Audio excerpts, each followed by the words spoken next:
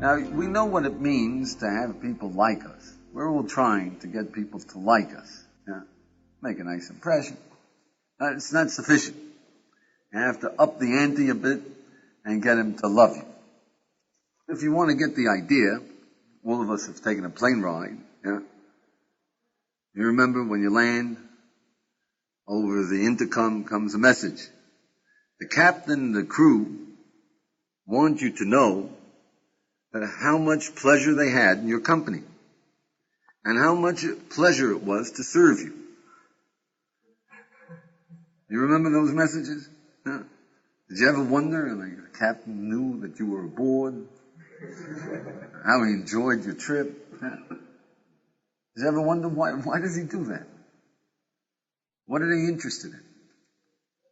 They want you to feel that they enjoyed your company so that what? That you like them. Yeah? And that you'll use them again. A big business has learned to use this. Yeah?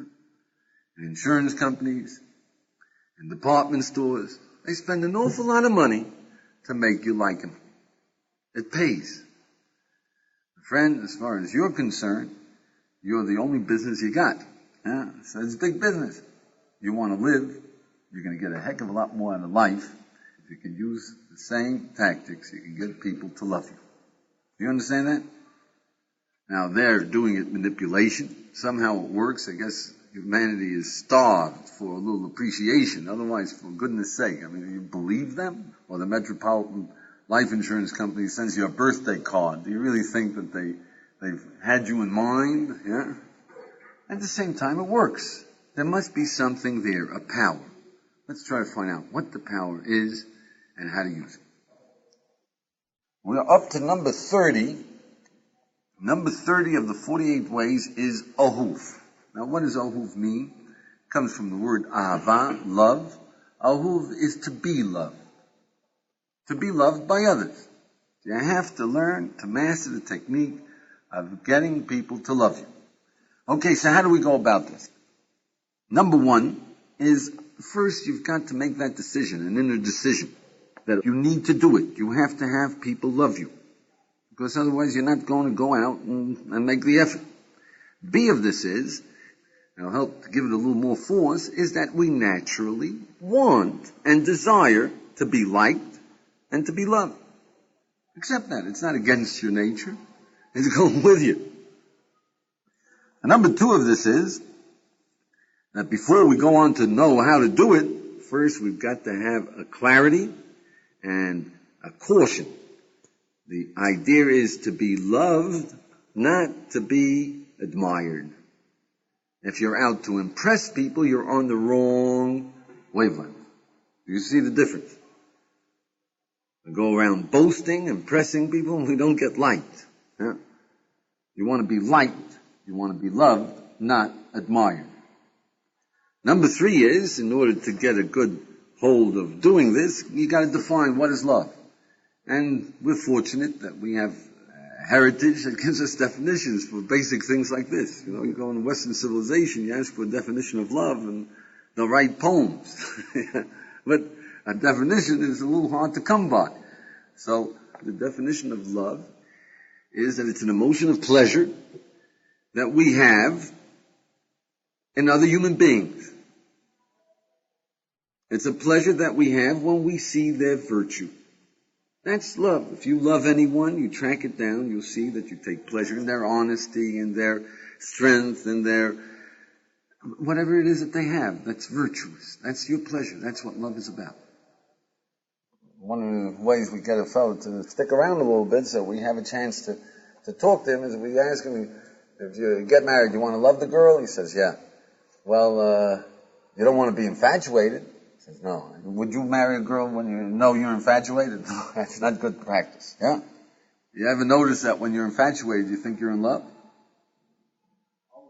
Always, right? So how do you know when you're in love? Americans go along with a theme. I'm sure you heard it. Love is blind. Mistake. Infatuation is blind. If you, Sam, find a girl and you think she's perfect, she's absolutely perfect, there's no flaw, nothing wrong with her, then you can be 100% sure you're infatuated. Because there ain't no such creature, right? Love sees faults with a magnifying glass. You want me to prove it to you, John? Who sees your faults more than anyone else? Who loves you more than anyone else? Our parents love us more than anyone loves us. Boy, do they see our faults. They want to get rid of them. Tell you, don't be lazy. Don't be stubborn. They always give you advice, right? If you're indifferent with someone and you see his fault, you say, let him keep it. Yeah.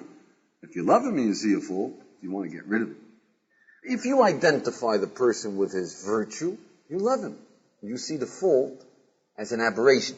See, if you ask a man, do you love your son? Yeah, that's the easiest love. It's children. You say, you love your son? Yeah. What do you love about your son? So he'll mention all the virtues that he can think of, right? He's intelligent. He's full of vitality. He's kind. He's so well behaved. He's a sweet boy. Right? All the virtues you can think of. So you say to him, well, isn't it true that your son is a hypochondriac?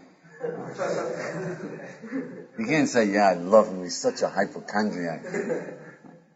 What you say is, well, he was sickly. Yeah, you got to understand. He fell into a bad pattern. Yeah. You excuse the faults and you identify with the virtues.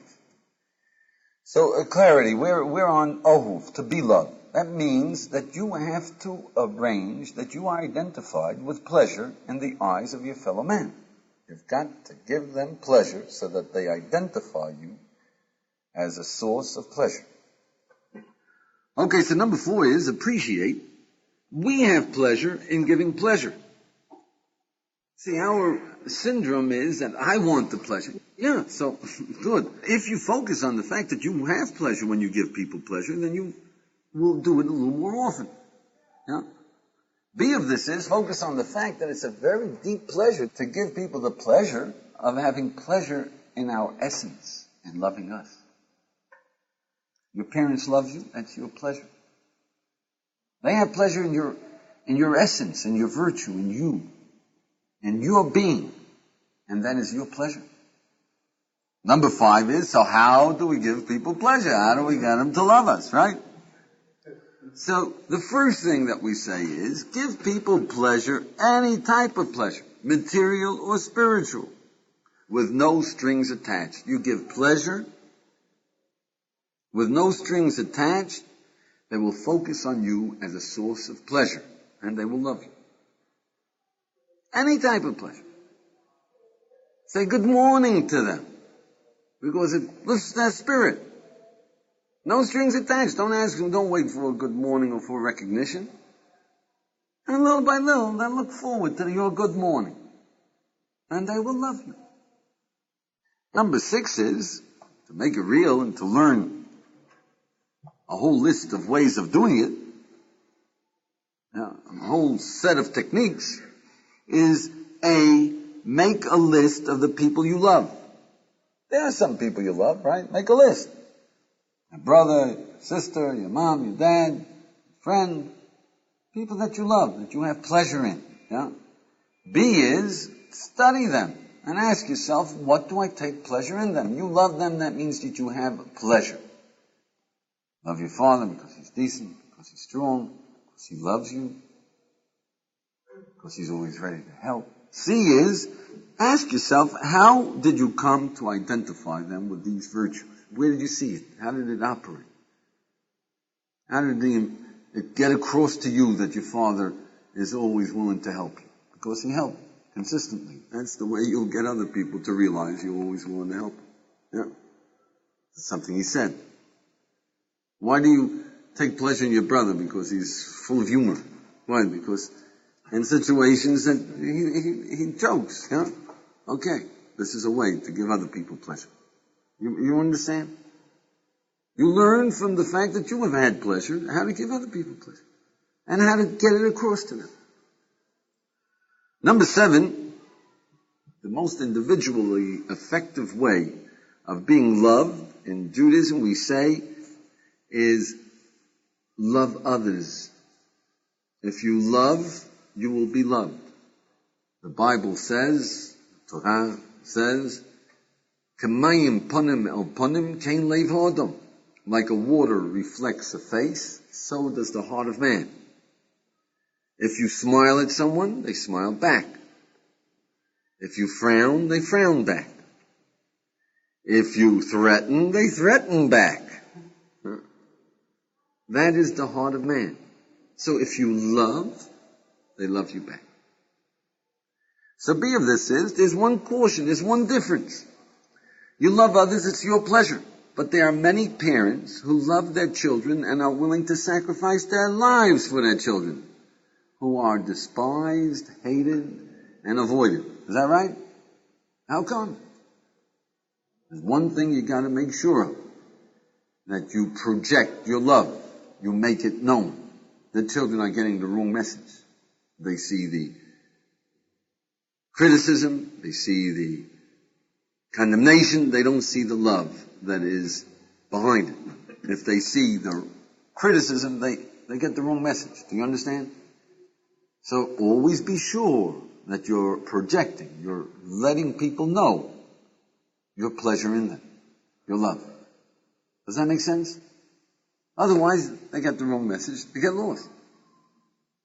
They don't always trust you when you say, I love you. Yeah. You have to show the interest. You have to see to it that the message is gotten, that you are taking pleasure in their essence, you love them, you feel pleasure in their being. And when that message is across, you will be loved in return. You won't have children who rebel against you. You won't have problems with your wives or your husbands.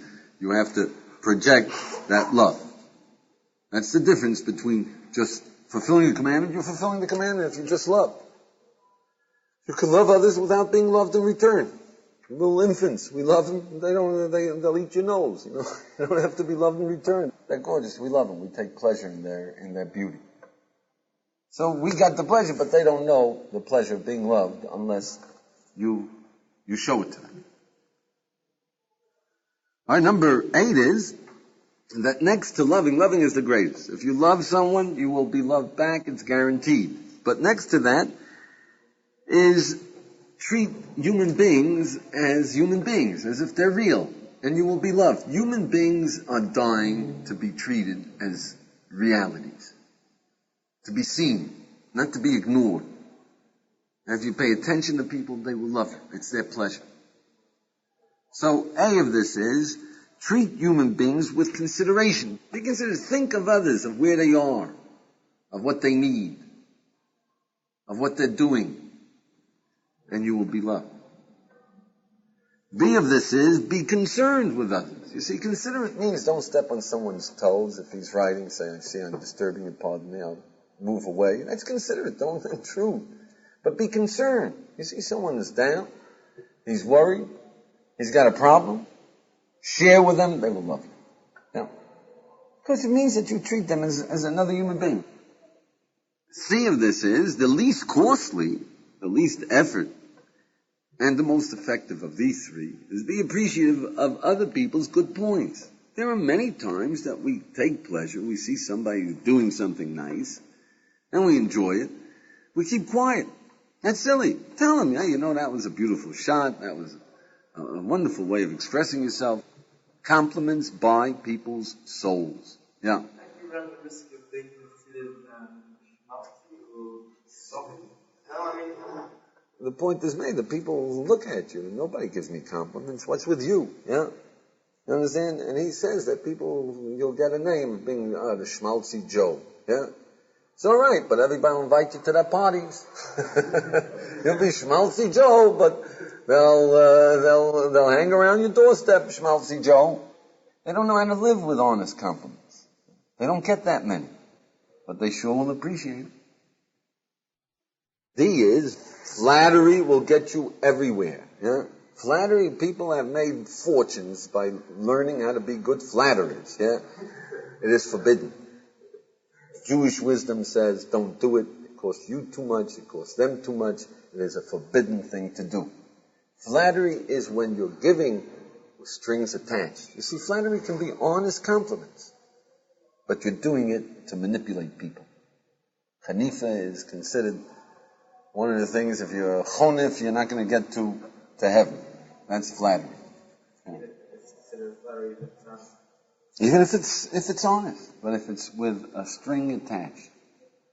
You see, if you say, "Hey, boy, that's a terrific shirt you got there. Can you lend me some money?" Yeah. The best way of going about doing business, yeah? But forbid.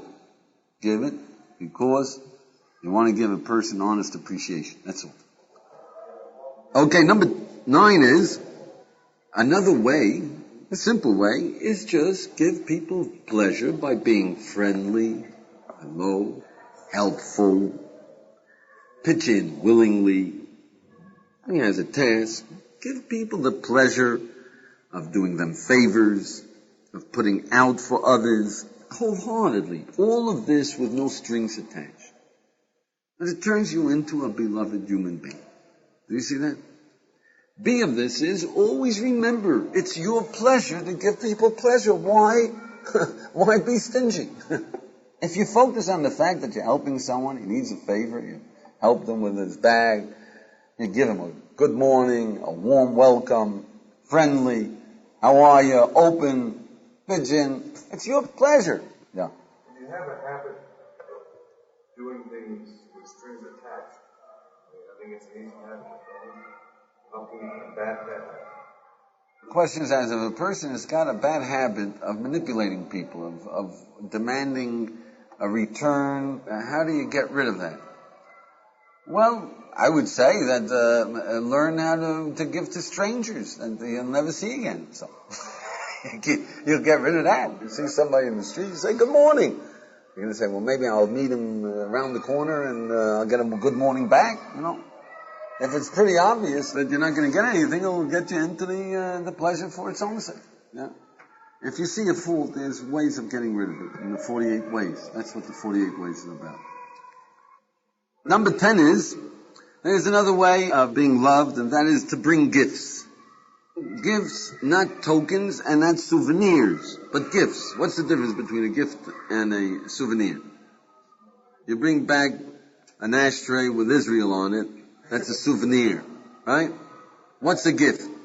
Something meaningful from one person to another. With thought. Something that you have reason to believe will give someone else pleasure. A souvenir, a token, is trying to buy people.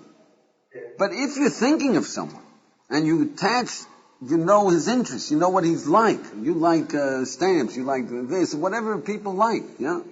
And you carry it around and you see something that he would like, or she would like, right? And you bring it for them, that is consideration embodied long term. Whenever they see it, they say, he thought of me. And every time they use it, they know you love them. They know you thought about them.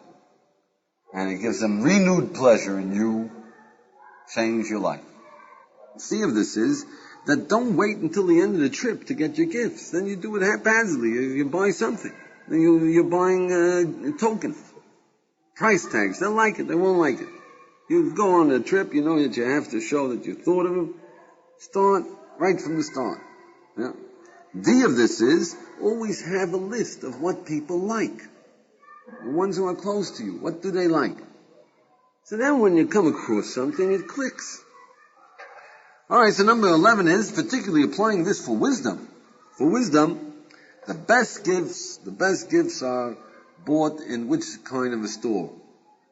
A wisdom store, right? That's the best gifts. They last longest. They really give pleasure forever. A piece of wisdom, the right piece of wisdom, can change a human being's life. Give him pleasure for eternity. So B of this is, ask yourself, what would your friend or father or mother or wife or sister or brother, what would they enjoy from the wisdom store? What would they use? It takes work. The right gift. What would be appreciated? Look, your parents are warriors. Teach them how to get rid of worry. But you can't teach. That's not a gift. We'll say the last thing is, the most important part in a gift of wisdom is the gift wrapping. You see? If you're going to teach people, then you're correcting them and then you're aggravating them, right? But if you gift wrap it right, then you're giving them the most wonderful gift. See if this is make lists with consideration and awareness of their interests and their needs. What do people need and what are they interested in? What would they appreciate? D of this is that it's very, very important to take the trouble of gift wrapping. Without the gift wrapping makes a difference between an insult and a gift. For example, you're one of these people that really needs the happiness game. I picked it up in Jerusalem. Teach you how to be happy. Now, you've just insulted the person terribly. You get it? You understand that? Now, if you just wrap that happiness game in a little different wording, and you say, I appreciate that you are always interested in new ideas. And when they're really far out, you are particularly fascinated. I found that happiness game. Now, it's an altogether different thing. Do you understand? It's how you wrap it. You tell them, you need the happiness game. I picked it up here. You're going to get your head handed back to you, and you're not giving anybody any gifts. But if you wrap it right, you wrap it according to their interest, and you give them what they are interested in, you've given them a gift, you were considerate, you thought of them, and it's something, if you give it right, and they use it, enrich them the rest of their lives, and they will appreciate you. Number 12 is that every piece of wisdom that you got, think in terms of how do I get my friend to take pleasure in this? You say, you want to do something? You know what? Why don't you go down the hall and tell that guy who's depressed, tell him that you came to help clean up his room. Let's see what happens. Try it out. Get him into it. Get him into the pleasure of giving. Now, every one of the 48 ways and every piece of wisdom is a tool of giving people pleasure. Learn how to focus on it. You'll appreciate what wisdom is about. And you will be beloved. You'll be a fascinating human being. People are fascinated with living if it's made easy to use. Number 13 is when you teach other people wisdom, there are times that you'll be teaching, be sure that you're giving them pleasure.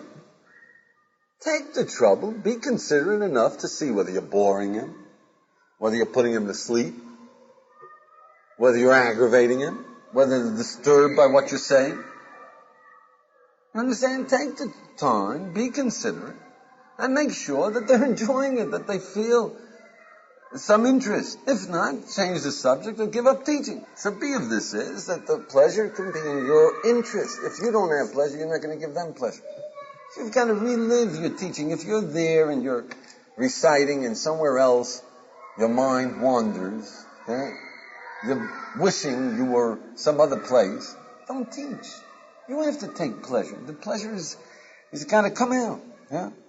Then you can be considerate. See if this is that the same thing goes. If you really want to learn from wise men, you've got to give them pleasure in your study by giving them appreciation, by being attentive, showing that you understand. They'll give. If you don't give them appreciation, you say, all right, next student. Number 14 is that for living, be sure that your parents, your beloved, give them appreciation, give them consideration, show them your love. You can't imagine how much you will get from that. Same thing goes with your children, with your wife, with your brothers, your sisters. Show them appreciation. Do these things. And your associates, your business associates. Give them appreciation, give them love, give them affection, give them warmth. What you learn, that's for living. Very powerful. But with a wife, that's it. Okay, number 15 is that, look, the final thing that we got to say about this is that to give pleasure, you see, in America they used to have a saying that everyone loves a lover. It's not true. Thanks. You know what everyone loves? A winner. A man who's happy. A man who's elevated. A man who's with joy. Do you understand that? Everybody loves a person full of life. That's the final virtue of it all. A winner. A lover is a guy who's up. He's with it. Life is great. It's a pleasure to be with him. When you see a man who's full of joy, vitality, strength, we're drawn to him like moths to a light. So be full of vitality, joy, appreciation of the beauties of existence. And you will be passing pleasure wherever you pass. Tall order, huh? C of this is that if you can't manage that, at least be cheerful, zestful, optimistic, smiling. Pass around good cheer. Do you understand that? Be positive. People like positive people. It's a pleasure to be with positive people. When people smile, people are optimistic, people are still in touch with the possibilities of living. Do you understand? That's the very least you can do. C of this is, at least be pleasant. Don't be contrary. Don't be negative. Don't be pessimistic. Yeah. People remove themselves. They don't want nothing to do with you. Yeah. All right, the last thing that we have to say over here is number 16 is, if you want to be beloved, don't give people pain. Right? Now, the pain of pessimism, gloom bug, people run the other way. Yeah? Did you ever travel through Europe with a gloom bug? Awful experience, right? People run the other way. Don't give people any pain. B of this is accept with consideration, with knowing whether or not it will work. Don't tell me that it's for their good if you haven't taken the trouble to figure out whether they can use your advice. Don't say that you're trying to help people when you're telling them something that you know darn well they can't use. They wouldn't know how to use it. Yeah?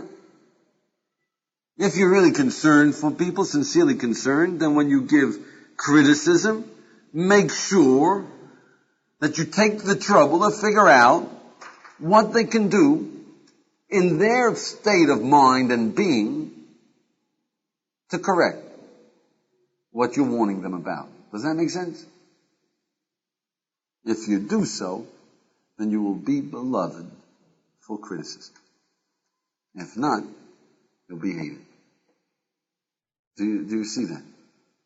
If you consider it, if you really care, you want to help people, and you have it worked out in their frame of mind, they'll take the pain with an appreciation that you mean their benefit. Okay, now why do we need this? Why is this necessary? So number one, life is pleasure. Giving pleasure is your pleasure. You want to be with it? Give pleasure. That's the first thing. B of this is that every one of us appreciates deep down within us that even our career choices has an element of helping humanity. The guy wants to be a lawyer because he wants to help humanity. He wants to be a doctor. He wants to help humanity. All right, it's a nice way of making a living. It's prestigious, but wants to help humanity. Yeah? It's there. Sociologist, a businessman, wants to help humanity. Underneath it all, it's there. So B of this is, don't postpone. Help them now. Yeah? Take the pleasure of giving pleasure. Why wait until you're a successful lawyer, until you made your money, so that you take one case? Yeah? Help the people down the street, say good morning. That's also help. Cheer them up. Give them pleasure. If someone asks you, how do you feel? You feel lousy. Say, oh, fine. Don't say, oh, fine. Say, great.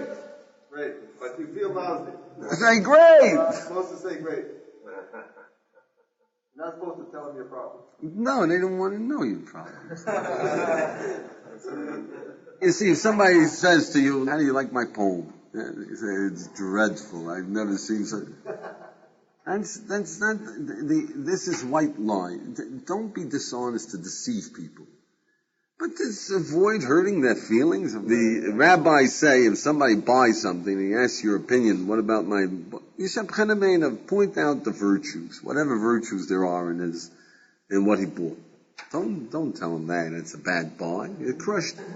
There's an old saying that you learn when you can't see virtues. You see, one of your friends gets married and he has a child, he says, hey, isn't that a gorgeous baby? You got to say something, right? So you say, oh, what a baby. Yeah. He'll do the rest. You get it? You say, what a book, right? That's all. He'll fill in the rest, you understand? Don't hurt people. Give them pleasure. If it's going to be constructive, you're going to keep them from making a mistake. You're going to keep them from buying material then you tell them that, look, friend, you got good judgment right now. This stuff is no good, yeah? Number 2 is it's necessary because this is the simplest way out of a dreadful disease that we human beings have, and that's the disease of narcissistic self-involvement. It's a disease. We need other human beings, but we get involved with ourselves and we don't see the world around us. It deadens you to existence. It deadens you to other human beings. Self-adulation. We're just wrapped up with ourselves. My life, my worries, my decisions, my problems, my pleasures, my bum. And we don't see no one. We don't see our brothers, we don't see our sisters, we don't see our cousins, we don't see our aunts, we don't see the people we're talking to. This is a simple way out of it. If we want to live, we've got to break out of our own self-involvement into living. Number 3 is accomplish. You'll be wealthy. Do a good job at being beloved. If TWA, Lufthansa, Air France, El Al, American Airlines, if they're all in on it, there must be something to it. Be beloved. If Metropolitan Life, New York Life, Macy's Department Store, Gimbals, everybody's doing it, they must have some good reason. And you'll find that if you give people compliments, and if you give them appreciation, and if you will have business opportunities, and if you go into life insurance, they'll buy it from you, right? People will help you. It's success. It's a way of dealing with people. So B of this is that people will relate to you. They will straighten you out. They will correct you if they love you, like your parents do. Do you follow? For wisdom, for living. They'll tell you when you're wrong, if you're beloved. C of this is that people will accept your criticism and will ask for it if you are beloved. So it makes our relationship, it accomplishes whatever you want to do. Money, move people, be moved by people. It sort of smooths the wheel. You understand? Number 4 is that it goes much deeper. That Mount Sinai, it says in the Torah, it says in the instructions for living, it says there, Vayicha Na'am neged ha'ar, that the people rested near the mountain. There's Vayachanu, they rested, Vayichan, he rested. Yeah? So, Vayichan, the word in Hebrew means the Jewish people were as one individual. And it's the only time it says in the Bible. That's singular for the people's action. When they acted in the singular, they rested in the singular, he rested. And the rabbis point out that in order for us to understand wisdom, in order for us to accomplish anything in this world, we need unity. If we were together, if the world was really unified, we'd conquer the universe. The Almighty gave us this world. It's that we fight each other. Be beloved is the strands that ties us together, that makes us unified. That gives us the power of working together. Okay, now, as far as an assignment is concerned, so I would say to you fellas, come on, loosen up. You got 10 friends over here, 10 people you know. Study them for the first half of the day, look around, and give 5 fellas 2 compliments each. See what happens, see whether you got a kick out of it, write down your response. Did it make you feel good? Was it so terrible? What happened? Try it out. Come on, live a little. You have been listening to the 48 Ways